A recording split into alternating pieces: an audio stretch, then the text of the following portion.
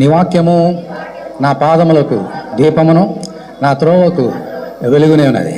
Thy word is a lamp unto my feet and a light unto my path. దయచేసి కూర్చోండి, దేవుని వాక్యాన్ని ధ్యానం చేద్దాము. దేవునికి మహిమ ఘనత ప్రభావం కలుగును గాక. మార్కు సువార్త 1వ అధ్యాయము 16-17 వచనాలు చదువుకుందాం. ఆయన గలిలయ సముద్ర తీరమున వెళ్ళిచుండగా సీమోను సహోదరుగు ఆంద్రేయు సముద్రములో వలవేయుట చూచెను. వారు జాలరులు. యేసు, నా వెంబడి రండి, నేను మిమ్మల్ని మనుషులను పట్టు జాలరులుగా చేసేదనని వారితో చెప్పాను. దేవుని యొక్క నామానికి మహిమ ఘనత ప్రభావం కలుగును గాక. మన ప్రభు అయినటువంటి యేసుక్రీస్తు తాను ఈ లోకం వచ్చి సువార్తను ప్రకటించడానికి ముందుగా కొంతమంది శిష్యుల్ని ఆయన ఎన్నుకోవాలి. అలా ఎన్నుకోవడానికి ఆయన సువార్త ప్రకటించడానికి ముందుగా వెళ్తుండంటే ఆ గలిలయ సముద్ర తీరమున వెళ్ళి ఉన్నాడంట. వెళ్తుంటే సముద్ర తీరంలో కొంతమంది జాలరులు కనబడ్డారు. ఫిషర్ మ్యాన్, జాలరు, చేపలు పట్టే వృత్తి వీళ్ళది. మళ్ళీ చెప్తున్నాను చూడండి, 16వ వచనం. ఆయన గలిలయ సముద్ర తీరమున వెళ్ళిచుండగా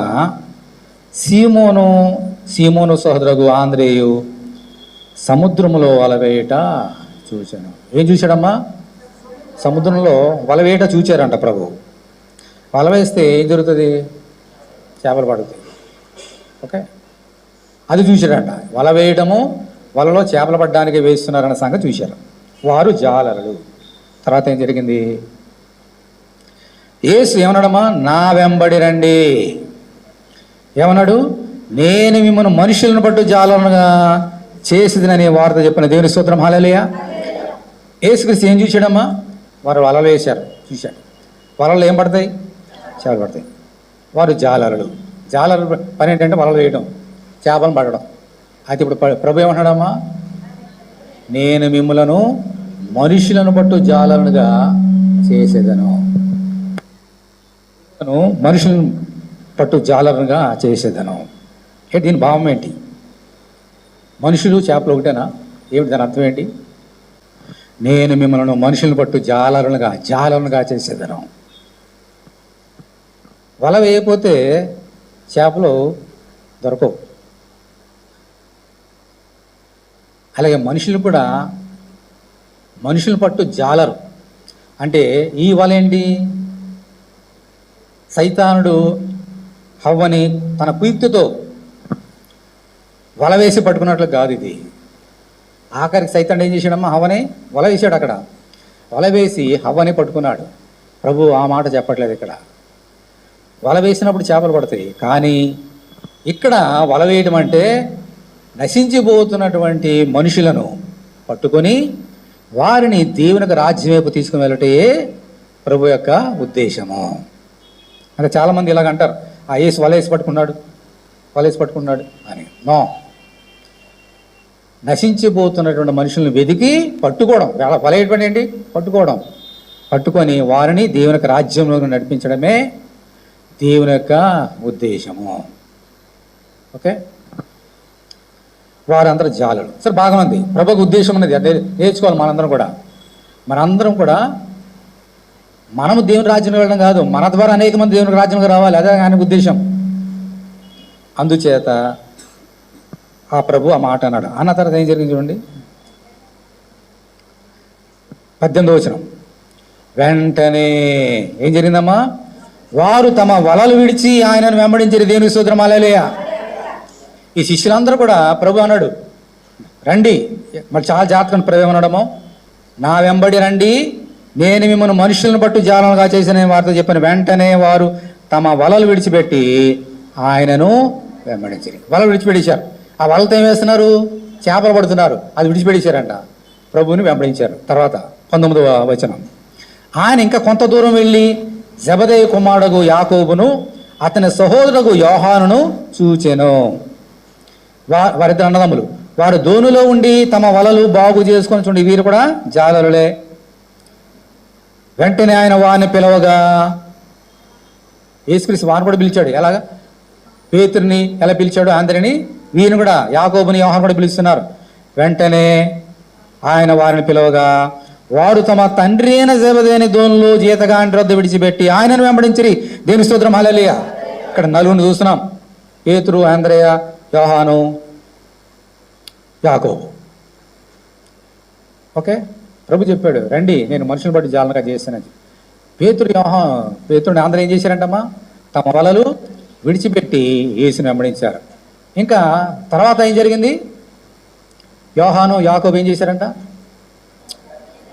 తమ తండ్రిని విడిచిపెట్టేసి జీతగాండ్రి యొద్ద ఆ వలలు తండ్రిని విడిచిపెట్టి యేసుని వెంబడించారు. యేసు ఏం చెప్పాడమ్మా వారితోటి? నేను మనుషులు బట్టి జాలన చేస్తాను, నా వెంబడి రండి అని అన్నాడు. అంతే. మీ వలలు విడిచిపెట్టేసేయండి, మీ తల్లిదండ్రులు విడిచిపెట్టేసేయండి, మీ ఆస్తిపాస్తులు విడిచిపెట్టేయండి, మీ వృత్తి ప్రొఫెషన్ ఫిషర్మ్యాన్ ప్రొఫెషన్ విడిచిపెట్టేయండి, మీ భార్య బిడ్డలు విడిచిపెట్టేయండి, నన్ను వెంబడించండి అని చెప్పాడా ప్రభు? ఏమన్నాడు ఆయన? నన్ను వెంబడించండి అన్నారు. అంతే. ఓకే, వాళ్ళు ఏం చేసి ఉండవలసింది? అయితే ఉండండి అని చెప్పేసి అవన్నీ అప్పచెప్పేసి మళ్ళీ వస్తామా అని చెప్పేసి రావాలి. కానీ మళ్ళీ వస్తామని చెప్పలేదు వాళ్ళు. విడిచిపెట్టేసి ప్రభు వెంబడి వెళ్ళిపోయారంట. ఇదేమిటిది? ఆలోచన చేశారు ఎప్పుడన్నా? ప్రయాసపడి భారం మోసుకొస్తున్న సమస్త మందిలారా నా దగ్గర రండి అని ప్రపంచంతో చెప్తుంటే ఎంతమంది? కనీసం సమస్తాన్ని విడిచిపెట్టడం కాదు, అసలు ఎంత ఆయన మాట విని ఎంతమంది వస్తున్నారు యేసు దగ్గరికి? You can count with our fingers. కానీ వీరైతే తమకున్న సమస్తాన్ని విడిచిపెట్టి యేసుని వెంబడించారు. దేని స్తోత్రం, హల్లెలూయా. ఎంతమంది? నలుగురు. ఇంకా అలాగే అంతమంది శిష్యులు అంతే. ఉదాహరణ కూడా చూద్దాం చూడండి. శిష్యులందరూ అలాగే చేశారు. లూకాసు వార్త 5వ అధ్యాయం అండి. లూకాసు వార్త 27 వచ్చిన చదువుతున్నాను చూడండి. లూకాసు వార్త 5:27. అటు పిమ్మట ఆయన బయలుదేరి లేవి అని ఒక సుంకపు మిట్టు వద్ద కూర్చుండుండా చూచి నన్ను వెంబడించమని అతనితో చెప్పగా అతడు ఏం చేశాడమ్మా? సమస్తమును విడిచిపెట్టి లేచి ఆయనను వెంబడించును. ఆ లేవి తన ఎంట ఆయన గొప్ప విందు చేశాను. సుంకలను ఇతరులను అనేకులు వారితో కూడా భోజనం కూర్చుండిరి. ఇక్కడ లేవి అని చూస్తున్నాం. లేవి అంటే మత్తయి సువార్త రాసినటువంటి భక్తుడు, సువార్తికుడు. సుంకపం పెట్టిన దగ్గర కూర్చున్నాడు. అంటే ఈ ట్యాక్స్ కలెక్టర్ వేశాడు రోమిల్కి. ఆ ప్రభుత్వం గవర్నమెంట్ జాబ్ అతనిది, గవర్నమెంట్ జాబ్. రోమిల్ దగ్గర పనిచేసే గవర్నమెంట్ జాబ్. ట్యాక్స్ కలెక్ట్ చేసి గవర్నమెంట్ వరకు కట్టాలి. ఇది పెద్ద గవర్నమెంట్ జాబ్ ఆ రోజుల్లో. ఇప్పుడు ఇన్కమ్ ట్యాక్స్ డిపార్ట్మెంట్ ఉన్నది కదా, పెద్ద ఆఫీసర్ ఎలా ఉంటాడో అటువంటి ఆయన. ప్రభు అంటున్నాడు నన్ను వెంబడించన్నాడు. ఆయన ఏం చేశాడంట? అంత పెద్ద పోస్టు, ఇన్కమ్ ట్యాక్స్ ఆఫీసర్, ఉద్యోగం విడిపెట్టేసి రిజైన్ చేసి పడేసి ప్రభుని వెంబడించాడంట. చూసారా? శిష్యులందరూ కూడా తమకున్న సమస్తాన్ని విడిచిపెట్టి యేసుని వెంబడించారు. దేవుని స్తోత్రం, హల్లెలూయా. ఎందుకు ఇలా చేశారు వాళ్ళందరూ కూడా? ఇదే ఆశ. ఈ లోకం అంటే ఏమిటి, యేసు అంటే ఏమిటి వారికి బాగా తెలుసుకున్నారు. ఈ లోకం నాకు వద్దు, నా యేసు నాకు కావాలి. ఆయనతో పాటు నేను కూడా సువార్త ప్రకటన. అప్పుడు ఇంకా యేసు ఎవరో వారికి తెలియదు. ఇంకా పెద్ద పెద్ద అద్భుత కార్యాలు ఏం చేయలేదు, పెద్ద పెద్ద సువార్తలు ఏం ప్రకటించలేదు. కానీ యేసు నోటి మాటను బట్టి మాత్రమే డెసిషన్ తీసుకున్నారు వాళ్ళందరూ కూడా. ఇంకా అద్భుత కార్యాలు, ఆశ్చర్యకార్యాలు ఏం లేవు.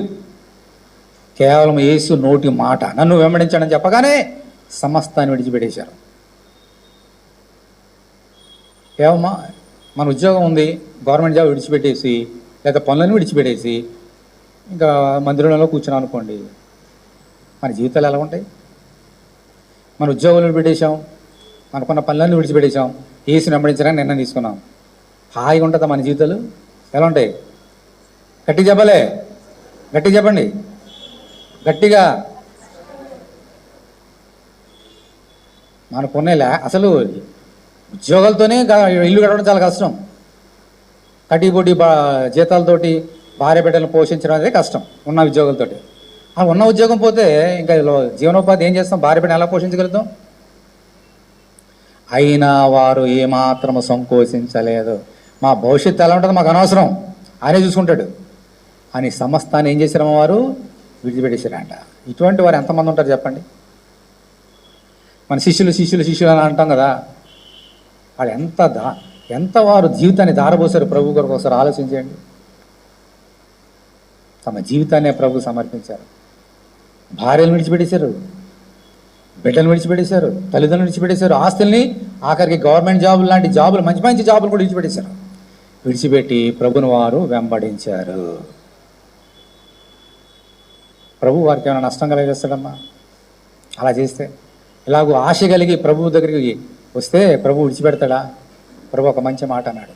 ఒకనొక సందర్భంలో పేతురు ప్రభు దగ్గరికి వచ్చి ఒక మాట అన్నాడు. అప్పుడు ప్రభు ఏమన్నాడు చూడండి, మార్కు సువార్త చెప్పిన మాట మనం నేర్చుకుందాం.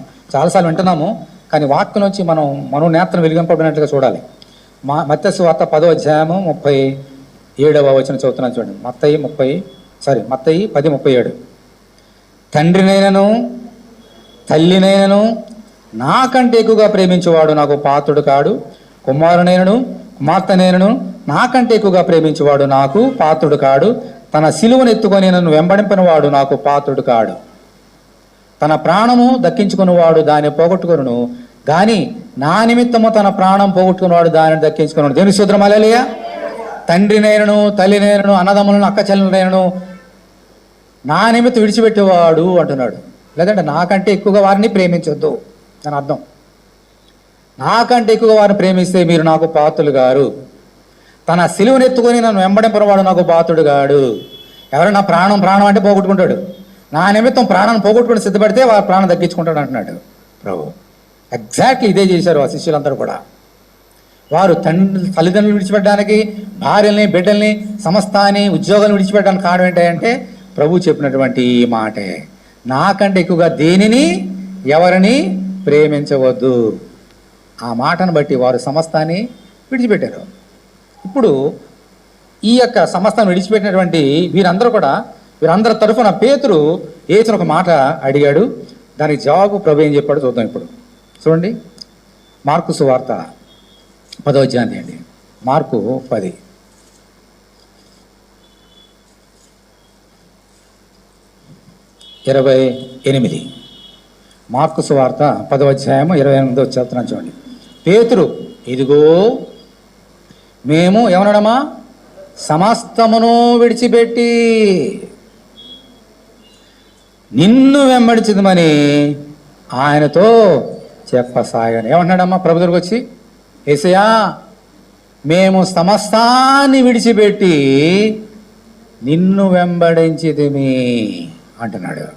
సమస్తాన్ని విడిచిపెట్టి, సమస్తం అంటే ఏంటి? మనం చూసాం కదా, తల్లిదండ్రులను, అన్నదమ్ములను, అక్క చెల్లెలను, భార్యల్ని, బిడ్డల్ని, ఉద్యోగాల్ని, ఆస్తిపాస్తుల్ని, సమస్తాన్ని వారు ఏం చేశారమ్మా, విడిచిపెట్టారు.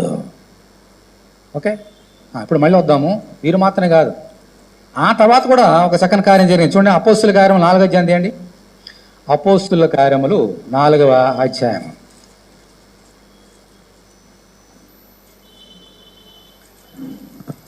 32వ వచనం చదువుతాను చూడండి. యాక్ట్స్ 4:32.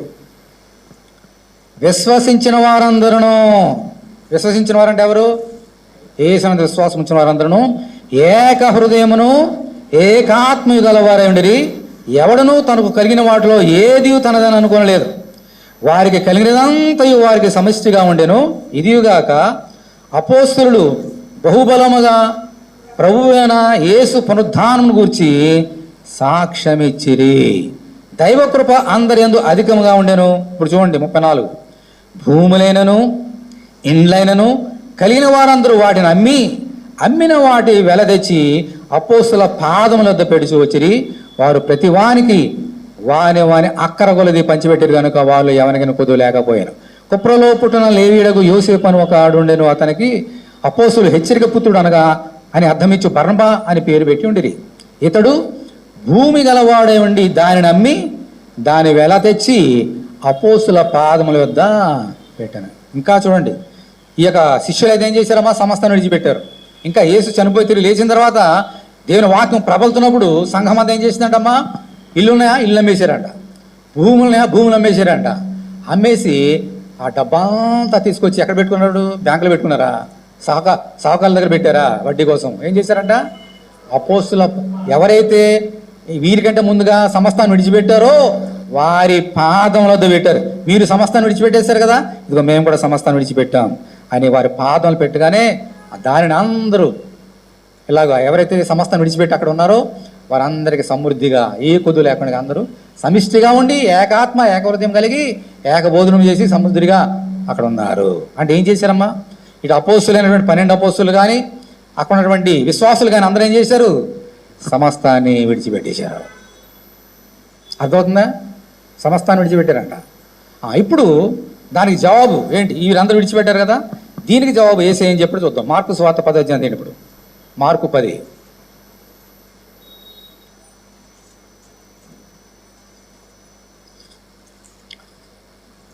చదువుతున్నాను చూడండి. మళ్ళీ 28. పేతురు, ఇదిగో మేము సమస్తం విడిచిపెట్టి నిన్ను వెంబడించమని ఆయనతో చెప్పసాగాను. ఇప్పుడు 29వ వచనం. అందుకు యేసు ఇట్లనెను, దేవుని స్తోత్రం, హల్లెలూయా.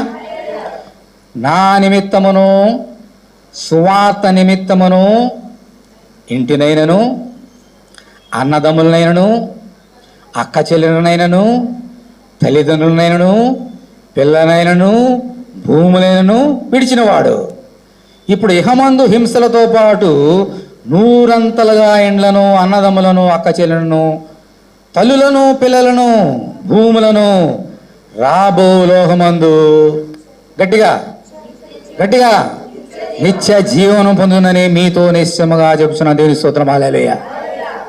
పేతురు అంటున్నాడు, ఇదిగో మేము సమస్తం విడిచిపెట్టేశాం. భూములు, ఇల్లు, ఆస్తిపాసులు, భార్యలు, బిడ్డలు, తల్లిదండ్రులు, పుత్రులు, గవర్నమెంట్ జాబ్స్ విడిచిపెట్టేశాం. మాకేంటి అంటే ప్రభు అంటున్నాడు, సమస్తాన్ని నా నిమిత్తం కానీ సువార్త నిమిత్తము కానీ ఇలాగ విడిచిపెట్టినటువంటి మీకు ఇహమందు ఈ లోకంలో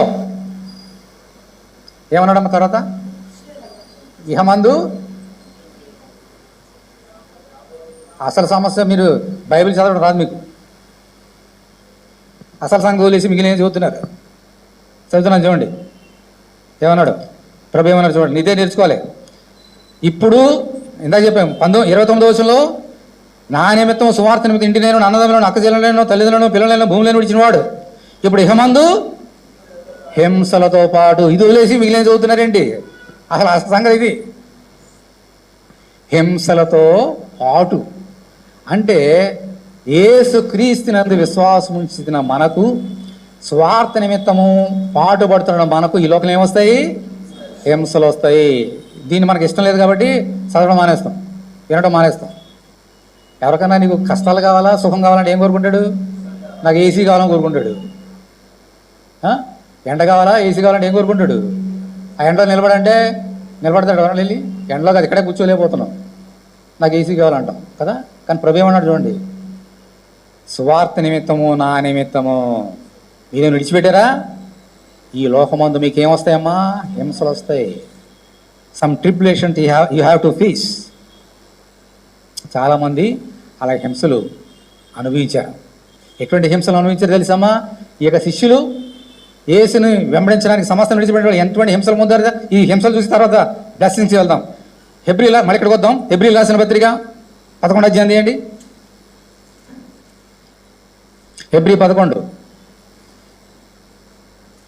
చదువుతున్నాను చూడండి.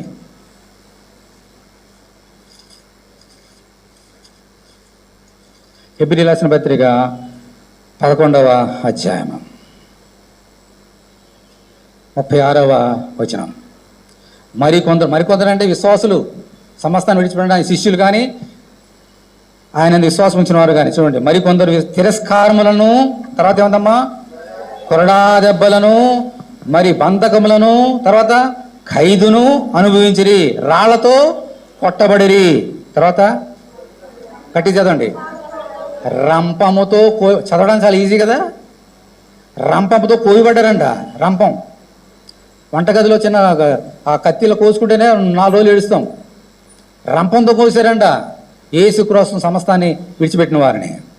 శోధింపబడిరి, ఖడ్గముతో చంపబడిరి, గొర్రె చర్మములను మేక చర్మలు వేసుకొని దరిద్రుల నుండి శ్రమపడి హింస పొందుచు అడవులలోను కొండల మీదను గుహలలోను సొరంగములలోను తిరుగులాడుచు సంచరించిరి. అట్టి వారికి లోకం యోగ్యం అనేది కాదు. మై గాడ్, శిష్యుని అలా చంపారు. రంపంతో కూసారంట కొంతమందిని అయితే పేతునైతే తలకిందులో సిలివేసి చంపేశారు. యాకోబుని కట్టుకుని చంపించేశారు. మరి కొంతమంది సలసల మావుతున్న నూనెలో పోసేశారు.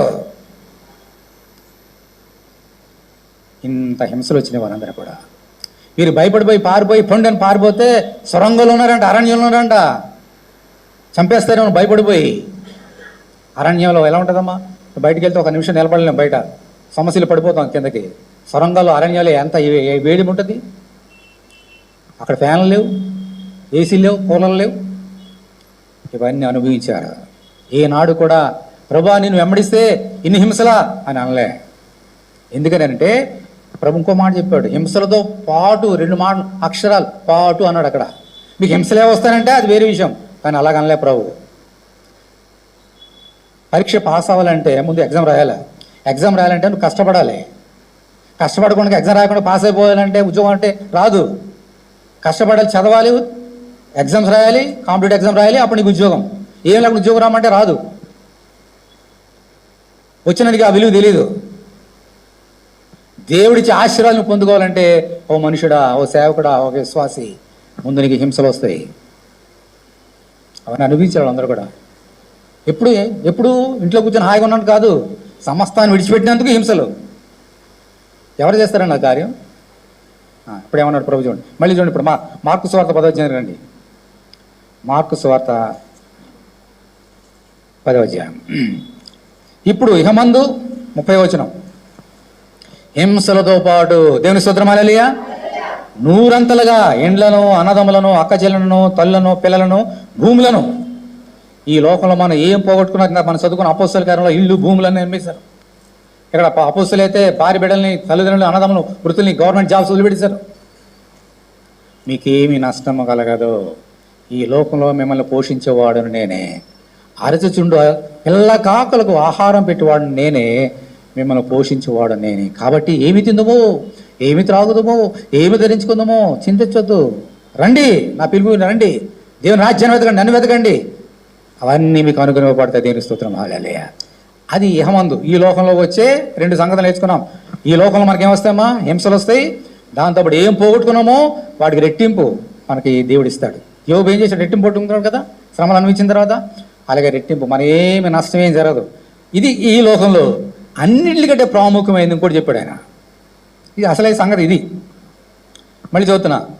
ఇప్పుడు ఇహమందు హింసలతో పాటు 100 ఎండలను, అన్నదమ్ములను, అక్కచెల్లెలను, తల్లులను, పిల్లలను, భూములను, రాబో కాలమందు నిత్య జీవమును పొందుదునని మీతో నిశ్చయముగా చెప్తున్నాను.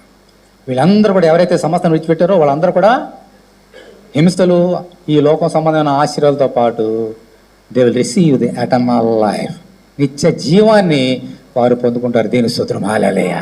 ఇప్పుడు ఈ లోకంలో ఉన్నవాటి ఉద్యోగాలు కానీ, ఆస్తులు కానీ, పాసులు కానీ, ఇల్లు కానీ, ఇవన్నీ ఓన్లీ టెంపరీ.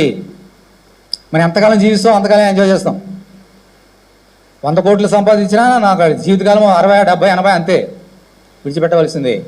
కానీ రాబో కాలంలో ఆయన ఇచ్చే నిత్య జీవము, ఇట్ ఈస్ పర్మనెంట్. దేవుని స్తోత్రం హల్లెలూయా. వీటితో పాటు దేవుడు మనకి ఏమిస్తున్నాడమ్మా, నిత్య జీవము. ఈ యొక్క శిష్యులు కానీ, అక్కడ బర్మా కానీ, విశ్వాసులు కానీ, ఇప్పుడు నేను ఇచ్చేస్తే, నా ఇల్లు అమ్మేసి ఇచ్చేస్తే నాకు డబ్బులు వస్తాయి అని ఆ కార్యం చేయలేదు వాళ్ళు. పేతురు గవర్నమెంట్ జాబ్ వదిలిపెడితే ఇంకా మంచి గవర్నమెంట్ జాబ్ వస్తాయని లేవి మత్తయ్య కార్యం చేయలేదు. ఎందుకు చేశారు కార్యం? ఎందుకు చేశారు? నాకు నిత్య జీవం వస్తుంది అందుకని చేశారు కార్యం. దేవుని స్తోత్రం హల్లెలూయా. అలా కాకుండా డబ్బులు వస్తాయని చెప్పి చేస్తే అది ఓన్లీ సెల్ఫిష్నెస్. అప్పుడు ఎవడు దేవుడు ఇస్తే ఇస్తాడు దాని బట్టి, but it is not a blessing. దీవెన కాదు, అది ఆశీర్వాదం కాదు. నిత్య జీవం నీకు కావాలని ఆశ. అందుకని ప్రభు అన్నాడు, వాడు లోకమందే సంపాదించుకొని తన ప్రాణం పోగొట్టుకుంటే ఏం ప్రయోజనం అన్నాడు ప్రభు. లోకం కోట్లు కూడా సంపాదించాను, నేను అనకానికి పోయిన ఏం ప్రయోజనం? నేను చనిపోయిన తర్వాత, ఈ లోకాన్ని విడిచిపెట్టిన తర్వాత నేను ఎక్కడికి వెళ్ళాలమ్మా? ఏసుకి వెళ్ళాలి, పరలోక రాజ్యానికి వెళ్ళాలి, నిత్య జీవానికి వెళ్ళాలి. That should be our goal. ఈ యొక్క శిష్యులు కానీ, విశ్వాసులు కానీ నిత్య జీవము టార్గెట్గా పెట్టుకున్నారు. దాని ముందు ఇవన్నీ వేస్ట్. ఉద్యోగాలు కానీ, ధన సమృద్ధి కానీ ఇవన్నీ వేస్ట్ అనుకుని పక్కన పెట్టేశారు. యేసుని వెంబడించారు నా సోదరుడా, నా సోదరి. వారు ఎంత సమర్పణ, ఎంత కమిట్మెంట్ వారిలో ఉన్నది నా సోదరుడా, నా సోదరి. మరి దేవుడు వదిలిపెట్టేస్తాడా? ఇప్పుడు ఎన్ని బ్లెస్సింగ్స్ చెప్పానమ్మా ఈ 12 మందికి? 12 మంది చూద్దాం. 10 శిష్యులకి హింసలతో పాటు ఏమొచ్చిన వాళ్ళకి ఏం పోగొట్టుకోరో దానికి డబలు. ఆ తర్వాత నిత్య జీవము. ఇంతే అనుకుంటున్నారా దేవుడు వారికి ఆశీర్వాదము? అందరు గట్టిగా దేవుని స్తోత్రం చెల్లించుదాం. దేవుని స్తోత్రం హల్లెలూయా. అంతగా సమస్తాన్ని విడిచిపెట్టినందుకు దేవుడు వారికి ఎటువంటి బహుమానం ఏర్పాటు చేశాడు చూడండి, నిత్య జీవంతో పాటు. హల్లెలూయా. మత్తయి సువార్త 19వ అధ్యాయం తీయండి. మత్తయి 19. మళ్ళీ ఇదే మాట అన్నప్పుడు అదే సందర్భంలో ప్రభు ఇంకా అక్కడ మార్కులో రాయబడలేదు, ఇక్కడ రాయబడి అనేది చూద్దాం. 27వ వచనం, 21, 27 మత్తయి 19:27. పేతురు, ఇదిగో మేము సమస్తం విడిచిపెట్టి నిన్ను వెంబడించదు కనుక మాకేమీ దొరుకునని ఆయన అడుగగా యేసు వారితో ఇట్లనెను, ప్రపంచ పునర్జననమందు ఏం జరుగుతుందమ్మా? మనుష్య కుమారుడు తన మహిమగల సింహాసనం మీద ఆసీనుడై ఉండినప్పుడు నన్ను వెంబడించిన మీరును 12 సింహాసనం మీద ఆసీనులై ఇజ్రాయేలు 12 గోత్రముల వారికి తీర్పు తీర్చుదురు. దేవుని స్తోత్రం హల్లెలూయా. గొప్ప ఆశీర్వాదం. నిత్య జీవనం ఇస్తాడు. ఈ లోకల హింసలతో పాటు ఏం పోగొట్టారో డబల్ ఇస్తాడు. నిత్య జీవంతో పాటు పరలోక రాజ్యంలో యేసు మహిమగల సింహాసనం కూర్చొని ఆయన తీర్పు తీరుస్తాడు. యేసుతో పాటు వీరికి కూడా 12 సింహాసనాలు వేయబడతాయంట. ఈ 12 మంది శిష్యులకు 12 సింహాసనాలు వేయబడతాయి పరలోక రాజ్యంలో. అక్కడ కూర్చుంటారు. కూర్చొని తీర్పు తీరుస్తారంట. ఎవరికి? ఎవరైతే అటు ఇజ్రాయేల్ కానీ అన్యులు కానీ ఎవరైతే యేసు మాట వినకుండగా యేసు కంటే ఎక్కువగా తల్లిదండ్రులను, అన్నదమ్ములను, అక్కచెల్లెలను ఈ లోకాన్ని ప్రేమించారో వారికి తీర్పు తీరుస్తారు. ఎందుకని? ఆ తీర్పు తీర్చిన అధికారం వారికి ఉన్నది. ఎందుకని? వారు విడిచిపెట్టారు కాబట్టి. మరి నువ్వెందుకు విడిచిపెట్టలేదని అధికారంతో తీర్పు తీర్చే శక్తి దేవుడు వారందుకే ఇచ్చాడు వారికి. 12 సింహాసనం కూర్చొని. ఎంత ఆశీర్వాదం అమ్మా! అసలు యేసే న్యాయవంతుడు. ఆయన సింహాసనం కూర్చొని నీతి న్యాయములు, ఆయన సింహాసనం ఆధారములు అక్కడ కూర్చొని తీర్పు తెచ్చి ఈయన పక్కన 12 సింహాసనం కూర్చుండి ఈ 12 మంది అపోస్తులు ఈ లోకానికి తీర్పు తీరుస్తారంట. అంత ఆశీర్వాదాన్ని వారికి ఇస్తున్నాడు నా సోదరుడు, నా సోదరి. హల్లెలూయా, హల్లెలూయా. ఒక్క ఆలోచన చేశారా? దేవుడు అన్యాయస్తుడు కాదు. నువ్వు హింస పొందుతుంటే, కష్టపడుతుంటే, ఏడుస్తుంటే చూచి ఆనందించే దేవుడు కాదు. దేవుని కొరకు నువ్వు ఏ త్యాగాన్ని చేసినా సరే దానికి రెట్టింపు ఆశీర్వాదం నువ్వు పొందుకుంటావు. వాళ్ళొక రాజ్యంలో నిత్య జీవం. ఆ 12 మందికి మాత్రమే అది ఆ తీర్పు ఇచ్చే అధికారం. మనకమైతే నిత్య జీవం. ఆ నిత్య జీవంలో మనం ఏం చేయాలి? శిష్యుల గురించి నేర్చుకున్నాం, విశ్వాసం గురించి నేర్చుకున్నాం. నీ సంగతి ఏమిటి? నీ సంగతి ఏమిటి?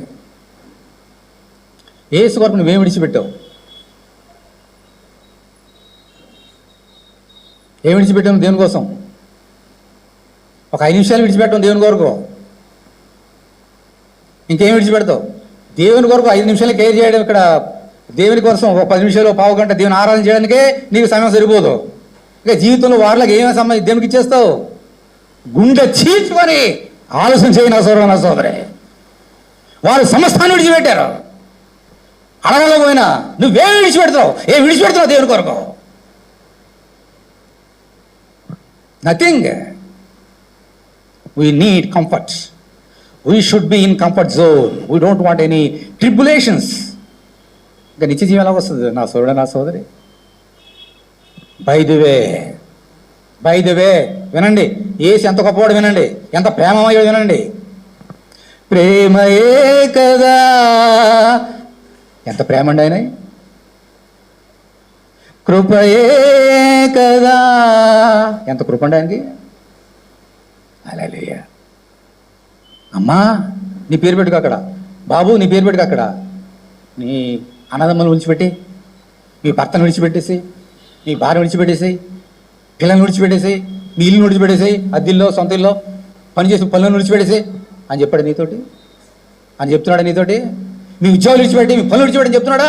మీ భర్తను విడిచిపెట్టని చెప్తున్నాడా? మీ భార్య విడిచిపెట్టి చెప్తున్నాడా? ఏం చెప్పండి నీకు యేసయ్య? రండి మీకు విశ్రాంతి ఇస్తాడు. అందుకనే రండి, ప్రయాసపడి భారం మోసుకొస్తే సమస్త మంది అన్నారా నా దగ్గర మీకు విశ్రాంతి ఇస్తాను మాత్రమే అంటున్నాడు. విడిచిపెట్టని అంటలేదు. మరి వాడిని విడిచిపెట్టమని చెప్పాడు కదా, విడిచిపెట్టేశారు కదా అందరూ కూడా. భార్య విడిచిపెట్టొద్దని విడిచిపెట్టారు వాళ్ళు. అలా చెప్తున్నాడు నీతోటి. యేసు ఎంత ప్రేమడు ఎప్పుడైనా ఆలోచన చేసావా? ఒకవేళ గనక నీతో ఈ మాట ఈరోజు చెబితే మనలో ఎంతమంది యేసుని వెంబడిస్తాం చెప్పండి? యేసు నాతో చెప్పాడు అనుకోండి, నేను ఆర్బీఐలో పనిచేశాను కదా, అని ఉద్యోగం విడిచిపెట్టేసి వచ్చేసి అని చెప్తే ఏం చేసి ఉండేవాడిను? ఇప్పుడు నీకు ఇల్లులు ఉన్నాయి కదా, ఇల్లు వదిలేసి అని అంటే నాకు ఏం చేసేవాడిని? ఇప్పుడు హాయిగా బోధిస్తున్నాయి ఇక్కడ. నీ భార్య వదిలిపెట్టేసి అన్నాడు అనుకోండి, ఏం చేసేవాడినావు? బిడ్డను వదిలిపెట్టేసి అంటే ఏం చేసేవాడినావు? బ్యాంకులో ఎంత డబ్బు ఉందో వదిలిపెట్టేసి అంటే చెప్తే ఏం చేసేవాడినావు? నీ సంగతి ఏంటి? ఆ మాట నీతో ఈరోజు చెబితే నీ ఉద్యోగం విడిచిపెట్టేసాయి, నా దగ్గర రా అని చెప్పి నువ్వేం చేస్తావు? నీ పనులు మానేసాయి, నా దగ్గర రా 10 గంటకి రా అని చెప్పి నువ్వేం చేస్తావు? ఏం చేస్తున్నాము? మనం రోజు చూస్తున్నాం కదా, ప్రతి ఆధారం చూస్తున్నాం కదా. ఏం చేస్తున్నాము? దేవుని కొరకు ఎంత కూడా మనం విడిచిపెట్టము నా సోదర, నా సోదరి. We are selfish people in this world. మనకంటే సెల్ఫిష్ పీపుల్ ఈ లోకంలో ఎవరు లేరు. We don't live anything in this world. కానీ ప్రేమ మేడం, ఏం భయపడకండి, అన్ని విడిచిపెట్టని చెప్పట్లేదు మీతోటి. ఎంతమందికి పెళ్ళిళ్ళు అయిపోయినాయో ధైర్యంగా ఉండండి, మీ భర్తలను విడిచిపెట్టక్కర్లేదు. మీరు ఎంతమంది పిల్లలు ఉన్నారో మీ పిల్లల్ని విడిచిపెట్టని దేవుడు చెప్పట్లే. ఎంతమందికి ఇల్లు ఉన్నాయో మీ ఇల్లు విడిచోండి చెప్పట్లే. ఒకటే చెప్తున్నాడు ఆయన. ఏం చెప్తున్నాడు తెలుసమ్మా? చూడండి, కొలస్సీలకు రాసిన పత్రిక. ఏం భయపడకండి, మిమ్మల్ని ఏం విడిచిపెట్టట్లేదు. కొలస్సీలకు రాసిన పత్రిక 3వ అధ్యాయం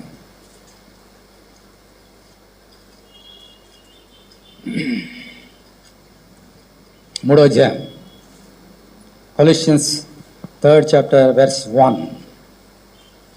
మీరు క్రీస్తుతో కూడా లేపబడిన వారైతే ఏమన్నాడమ్మా?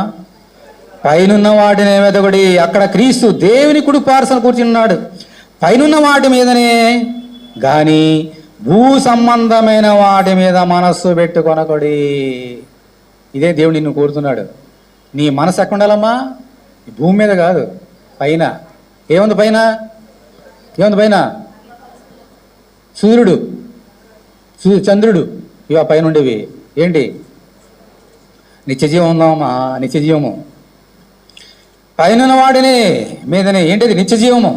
భూ సంబంధమైన వాడి మీద మనసు పెట్టుకున్నాడు. ఎలానగా మీరు వృత్తి పొందితిరి, మీ జీవము క్రీస్తు కూడా దేవుని దాచబడినది. మనకు జీవమై ఉన్న క్రీస్తు ప్రత్యక్షమైనప్పుడు మీరును ఆయనతో కూడా మహిమయందు ప్రత్యక్షపరచబడదు. ఇప్పుడు మనకు కాబట్టి మనం ఏం చేయాలంట? భూమి మీద ఉన్న వాటిని మనసు పెట్టవద్దు, పైన వాడిని మనసు పెట్టాలి. కాబట్టి ఏం చేయాలి? 5వ వచనం చూడండి. కావున భూమి మీద ఉన్న మీ అవయవమును అనగా జారత్వమును, అపవిత్రతను, కామాతురతను, దురాశను, విగ్రహారాధన అయిన ధనాపేక్షను ఏం చేయాలంటమ్మా? చంపివేయుడి. వాటి వలన దేవుని ఉగ్రత అవిధేయుల మీదకి వచ్చును. పూర్వం వారి మధ్య జీవించినప్పుడు మీరును వీటిని అనుసరించి నడుచుకుంటురి.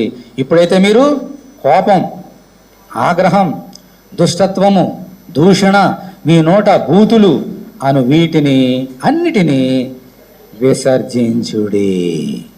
ఇదే మనం చేయవలసింది. విడిచిపెట్టండి, ఇవి విడిచిపెట్టని చెప్తున్నాడు. మీ ఇల్లు విడిచిపెట్టండి, మీ భూమి విడిచిపెట్టండి, ఆ తోటలు విడిచిపెట్టండి, ఆ కొండల మీద తోటలు విడిచిపెట్టి అని చెప్పట్లే. ఏం చెప్తున్నాడమ్మా?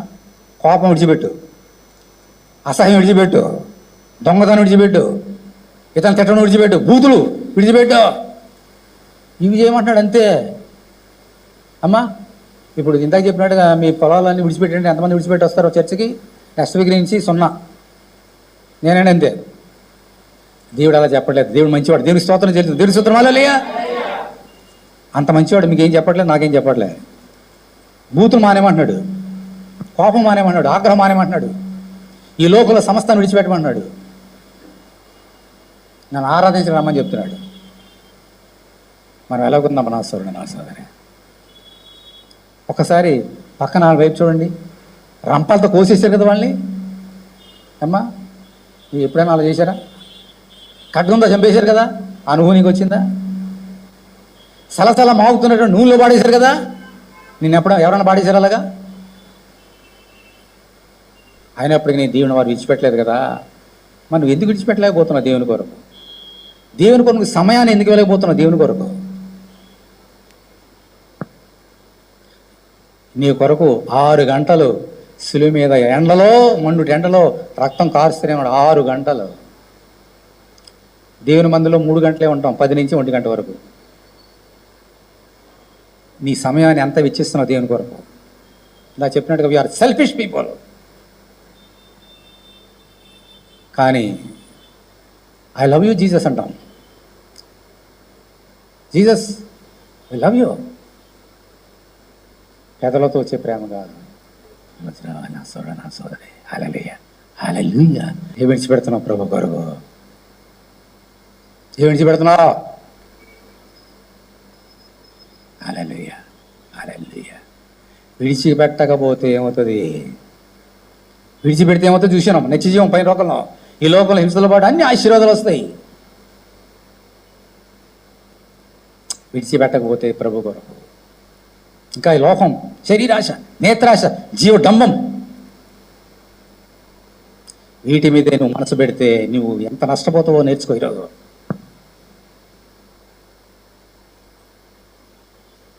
ఆదాము అవ్వలు ఉన్నారు.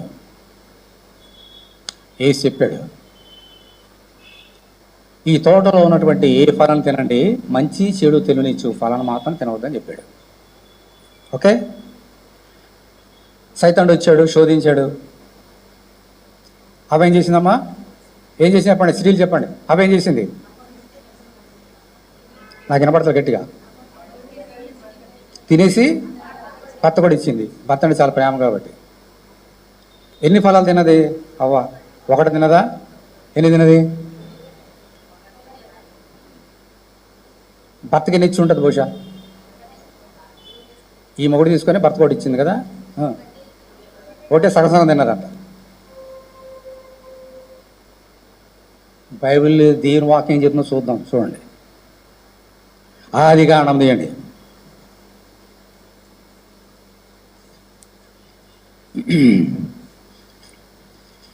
ఆదికాండము 2వ అధ్యాయము 8వ వచనం. దేవుడైన యెహోవా తూర్పున ఏదెనులో ఒక తోట వేసి తాను నిర్మించిన నరుని దానిలో ఉంచెను. మరియు దేవుడైన యెహోవా చూపునకు రమ్యమైనదియు ఆహారమునకు మంచిదినైన ప్రతి వృక్షమును, ఆ తోట మధ్యను జీవవృక్షమును, తర్వాత ఏమందమ్మా, మంచి చెడ్డలు తెలివించే వృక్షమును నేల నుండి మొలిపించెను. ఇప్పుడు చూడండి, ప్రభు అన్నాడు 16వ వచనం. మరియు దేవుడైన యెహోవా ఈ తోటలో ఉన్న ప్రతి వృక్ష ఫలములను నీవు నిరభ్యంతరంగా తినవచ్చును. అయితే మంచి చెడ్డల తెలివినిచ్చి వృక్ష ఫలములను తినకూడదు. నీవు వాటిని తిను దినమున నిశ్చయముగా చచ్చెదవని నరునితో ఆదం. అమ్మా, దేవుడు ఆదంతో చెప్పాడు ఈ మాట, అవ్వతో కాదు. అది ఇంకా అవ్వ పుట్టలే, అవ్వ ఇంకా నిర్మించబడలేదు. ముందుగానే చెప్పేశాడు దేవుడు. ఎవరికమ్మా? ఆదం. ఆ తర్వాత అవ్వగారు వచ్చారు. మీ ఫ్రెండు, మా ఫ్రెండు, మా తల్లిగారు వచ్చారు. ఏం జరిగింది చూడండి. ఇప్పుడు 3వ అధ్యాయం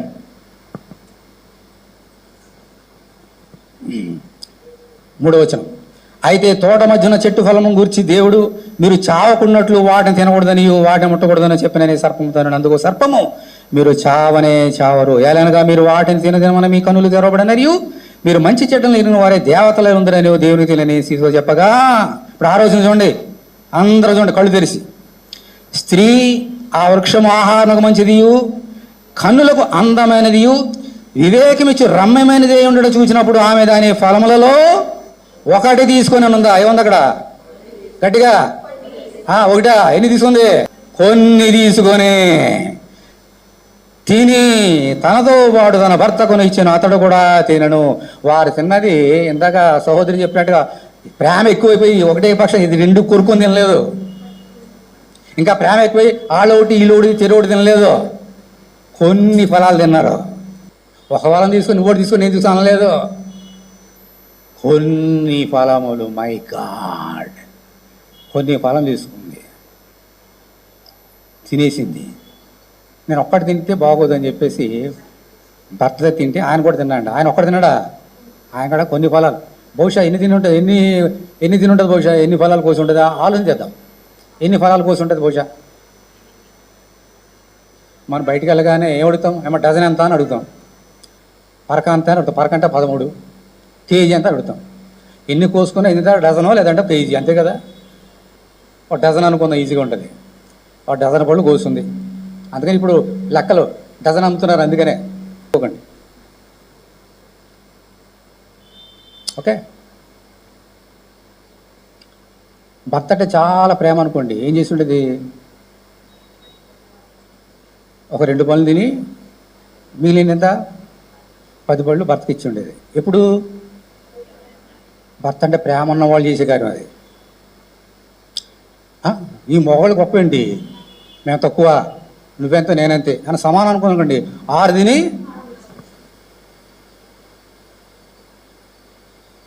అలాంటిదే అనుకోండి. ఒకటి ఇద్దాం ఫోన్లే అని 10 తినేసి 2 ఇచ్చేది, ప్రేమ లేకపోతే. మరి మీ భర్తలంటే మీరు ప్రేమ, ఎటువంటి ప్రేమ? మీరు 3 లెక్క పెట్టుకోండి. మీ భర్తలు మీరు ఎలా చూస్తున్నారో ఒకసారి లెక్క పెట్టుకోండి. సగం సగమా? మీ భర్త, అయ్యో నా భర్తని నువ్వు తినడం మాని సాగి పెడుతున్నావా, నువ్వు తినగా మిగిలి పెడుతున్నావా? సరే, వెరీ గుడ్, ఫోన్లే. మొత్తానికి ఏం చేసినా మనకు తెలీదు. అడేముంది చూడండి, మళ్ళీ చదువుతున్నా 6వ వచనం. స్త్రీ ఆ వృక్షం ఆహారం మంచిది, కనులు కొందేమైనా అందమునైనది, మీకు వివేకమిచ్చి రమ్యమందినే ఉండడం చూసినప్పుడు ఆమె దాని ఫలము కొని తీసుకొని తనతో పాటు తన భర్త కొని ఇచ్చిన అతడు కూడా. ఏముందమ్మా అక్కడ? ఏముంది? అదే కనపడుతుందా? ముందేముంది? తనతో పాటు తన భర్త. అంటే ఏమర్థమవుతుంది మీకు? ఏమర్థమైంది మీకు? తనతో పాటు తన భర్తకు ఇచ్చానంటే 6 తిని 6 ఇచ్చింది. తనతో పాటు అంటే అర్థం అది, సమానంగా చూసింది. అందుకని ప్రభు కూడా ఏమన్నాడమ్మా, నీ సొంత శరీరం ప్రేమించినట్టు కానీ మీ భార్యను ప్రేమించుడి. సమానం. దేవి దృష్టికి భర్త ఎక్కువ కాదు, తక్కువ కాదు. దేవి దృష్టికి భార్య ఎక్కువ కాదు, ఇద్దరు సమానమే. అందుకని బహుశా ఎన్ని తిన్నదో అంటే 12 అని ఉత్సాహం చెప్పాను. ఎన్ని తిన్నా మన ఎగ్జాక్ట్ అర్థం కాడనే 12 అనుకుంటే 6 తినేసి ఏం చేసిందమ్మా, సమానంగా తిన్నారు. అయితే ఇక్కడ ప్రశ్న ఏమిటంటే, 6 తిన్నారా, 10 తిన్నారా, కేజీ తిన్నారా, ఇది కాదు. అది తినడమే తప్పు. అది 1 తినదా, 2 తినదా, 3 తినదా, ఇది లెక్కలో కాదు. విషము ఇంత తీసుకుంటే చచ్చిపోతాం, ఇంత తీసుకుంటే చావమా? విషం ఎంతైనా ఒకటే, ఎంతైనా ఒకటే. అంచేత ఆమె ఎన్ని ఫలాలు తీసుకున్నది అనేటువంటి ప్రాముఖ్యత కాదు. She broken the word of God. She has broken the commandment of God. దేవునికి ఆజ్ఞం తప్పిపోయింది, తినవద్దన్న ఫలం తినేసింది. ఎన్ని తిన్నా ఒకటే. 1 తిన్నా, నువ్వు అన్నాడు సగం తిన్నా, పాపమే. సగం కాకపోయినా కొంచెం కొరుక్కుని కూడా పాపమే, అలా పట్టుకున్న పాపమే. అక్కడ ఏముందమ్మా చూడండి, ఎలా పడిపోతామో మనం చూడండి. అక్కడ 6వ వచనం. స్త్రీ ఆ వృక్షము ఆహారంలోకి ఎలా కనబడుతుందమ్మా, చాలా మంచిగా ఉందంట. కన్నులు ఎలా ఉందంట, అందంగా ఉందంట.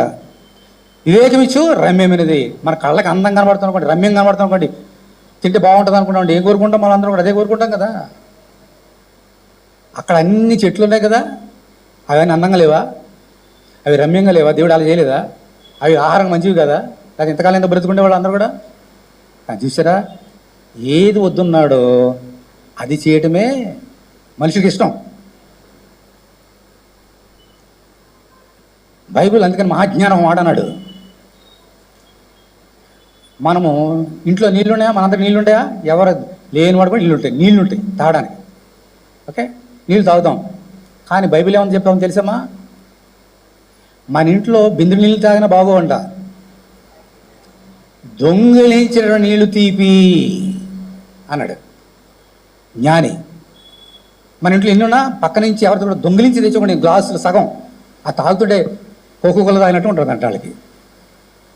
ఎందుకని? ఫ్రీగా వచ్చి నీ దొంగతనం చేసి. అది మానవ సైకాలజీ. ఆ తోటలో అన్ని ఫలాలు పెట్టాడే, అన్ని రమ్యంగా ఉన్నాయి, అన్ని మంచివే. కానీ దేవుడు తినొద్దని చెప్పగానే మనసు వెళ్ళిపోయింది అక్కడికి. పైగా సైతానుడు పెట్టాడు కదా, పుల్ల వేసేసాడు కదా, అగ్గిపుల్ల వేసాడు కదా, చావరు తినండి, వెళ్ళిపోయి తినేసింది. ఈ లోకంలో మనం కూడా అలా పడిపోతాం నా సోదరు, నా సోదరి.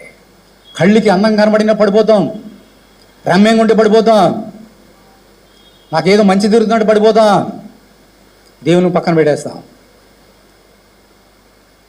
దేవునికి ఉగ్రతను కొని తెచ్చుకుంటాం నా సోదరు, నా సోదరి. ఓకే, అర్థమైంది? ఇప్పుడు ముగిస్తున్న వినండి. దేవుని మాట వినకపోతే దేవుని కంటే ఎక్కువగా ఇప్పుడు ఏం చేసి సూత్రం ఏంటి? వాళ్ళందరూ సమస్తాన్ని విడిచిపెట్టారు. ఎందుకు విడిచిపెట్టారు?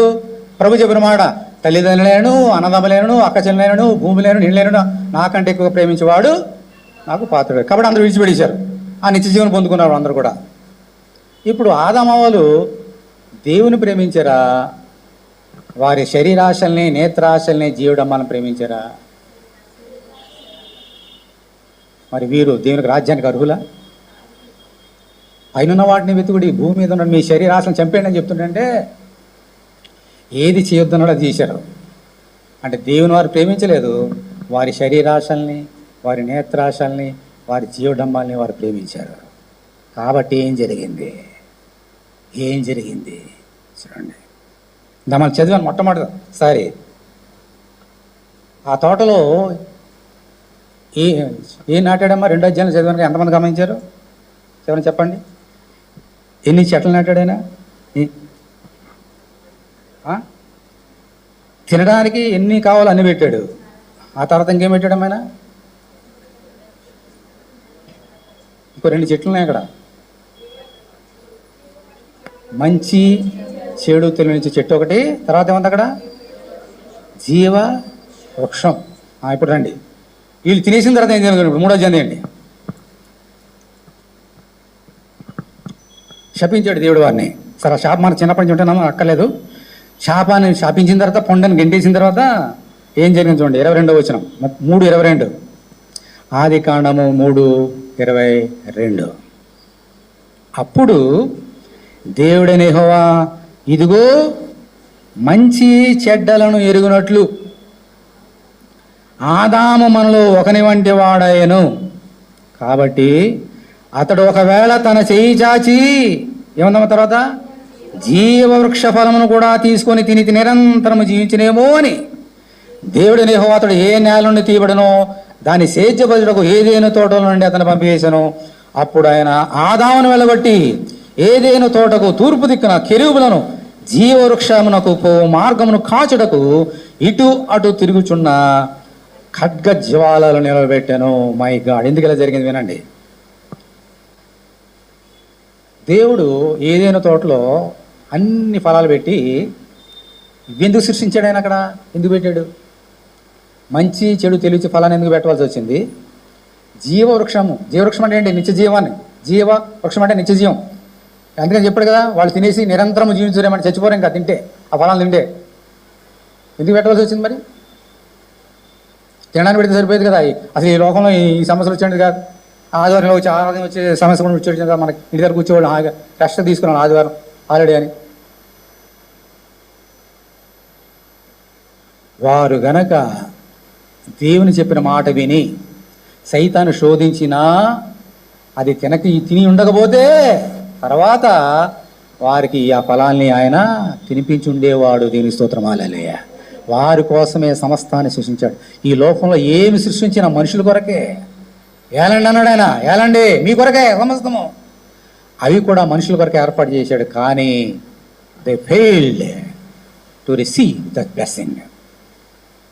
ఆ ఫలాన్ని తిని ఆరాధన వారు పోగొట్టుకున్నారు. కాబట్టి దేవుడు ఏం చేశాడంటే, తినవద్దన్న ఫలాన్ని తినేశారు కాబట్టి ఇంకోటి ఉంది కదా, నిత్య జీవాన్ని ఇచ్చే వృక్షఫలం. అది తీసుకొని నిరంతరము తినేస్తారేమో. కానీ ఇప్పుడు పాపానికి జీతం కదా, మరణం కదా, అది పొందుకోవాలంటే ఏం చేయాలా? జీవవృక్షం వాళ్ళు తినకూడదు. కాబట్టి ఏం చేశాడు ఆయన? కెరూబులు అనగా పెద్ద ఏంజల్స్, పవర్ఫుల్ ఏంజల్స్ అక్కడ పెట్టాడు. అటు ఇటు తిరుగుతున్న అగ్ని జ్వాలు పెట్టాడు. అటు వెళ్తే కాలిపోతారు. నిత్య జీవాన్ని పొందుకునే ఆరాధన వారు పోగొట్టుకున్నారు. Because of the disobedience, because of the loving this world.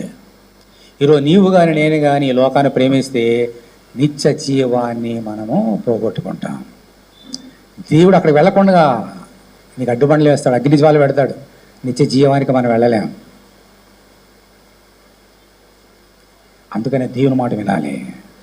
దేవుని మాట విన్నప్పుడే మనకు నిత్య జీవము. నా సోదరుడు, నా సోదరి, ఈరోజు నీకు ఆయన శిష్యులతో చెప్పినట్టుగా సమస్తాన్ని విడిచిపెట్టేయండి అని చెప్పట్లే. ఈ లోకాశల్ని, లోకాన్ని ప్రేమించడం మానేసేయండి. రండి, నన్ను ఆరాధించండి, మీ భారాన్ని నాకు ఇవ్వండి. సమస్తమైన పాప భారం మోసుకొస్తున్న సమస్తమైన నా దగ్గర రండి, మీకు విశ్రాంతినిస్తా, రెస్ట్నిస్తా. I will give you the eternal life. ఒక ఒకసారి పరీక్ష చేసుకుంటావా నా సోదరుడా, నా సోదరి? ఏం విడిచిపెడతావు దేవుని కొరకు? నీకు ఒక గంట విడిచిపెట్టలేవా ఆదివారం దేవుని కొరకు? దేవుని ఆరాధన చేయడానికి రాలేవా ఒక గంట? ఆలోచన చేయండి. అంత లేచినండి.